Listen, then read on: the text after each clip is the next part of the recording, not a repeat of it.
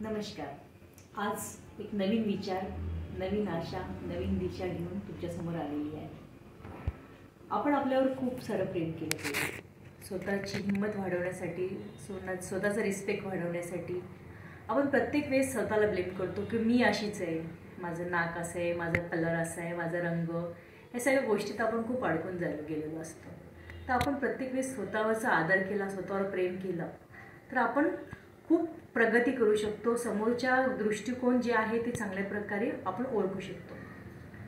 जसे की असं आपण समजायचं की आपण जसं लहान लेकराला समजून सांगतो की तिथे एखादा दिवा चालू असेल तर त्या दिव्याजवळ हात लावू नको, कारण तो दिवा तुला पोळेल, किंवा मग एखादा चाकू असेल त्या चाकूला हात नको लावू, तुला कापून जाईल। तसंच इथे जाऊ नको, तिथे जाऊ नको, हे केल्याने असं घटना होईल, ती केल्याने तशी घटना होईल, ह्या पद्धतीचे जसं आपण लहान लेकराला चांगल्या गोष्टीचे वळण लावतो, चांगल्या गोष्टीचे विचार करतो, त्याच पद्धतीने आपण आपल्या स्वतःला सुद्धा तसंच लहान लेकरासारखं ट्रीट करायला पाहिजे।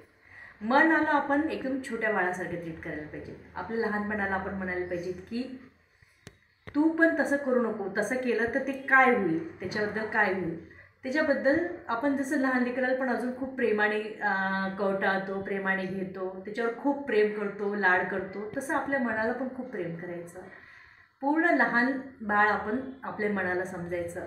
ते आपण समजलं की आपण आपले विचार जसे आपण लहान बाळाला ट्रीट करतो त्याच पद्धतीने आपले विचार समोर राहतात, समोर आपण करतो, आणि मन शांत होऊन, मन निर्मळ होऊन आपण चांगल्या गोष्टी घडू शकतो, चांगल्या गोष्टीपर्यंत आपण पोहोचू शकतो। तर आपण कधी पण लहान बनून मोठे कार्य करायचे। ते म्हणतात ना, लहानपण देगे देवा, लहानपण देगे देवा, मुंगी साखरेचा रेवा, ऐरावत रत्न थोडा, त्याशी अंकुशाचा मार।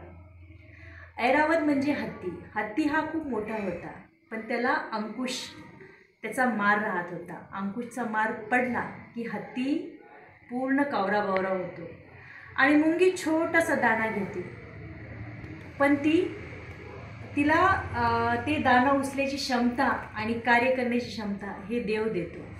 ते लहानपण घेऊन आपण मोठा मुंगीसारखा घास घ्यायचा, आणि हत्तीला अंकुशाचा मार असला तरी तो त्याच्या याच्यात राहतो। तर लहानपण घेतलेलं कधी पण चांगलं आहे। तर त्याच पद्धतीने आपण लहान होऊन चांगल्या गोष्टीत कार्य केले पाहिजे, चांगल्या गोष्टीला समर्थन केलं पाहिजे, आणि आपल्या सगळ्या गोष्टी ह्या निरर्थक, निस्वार्थ हे चांगल्या राहतात। धन्यवाद। राधे राधे।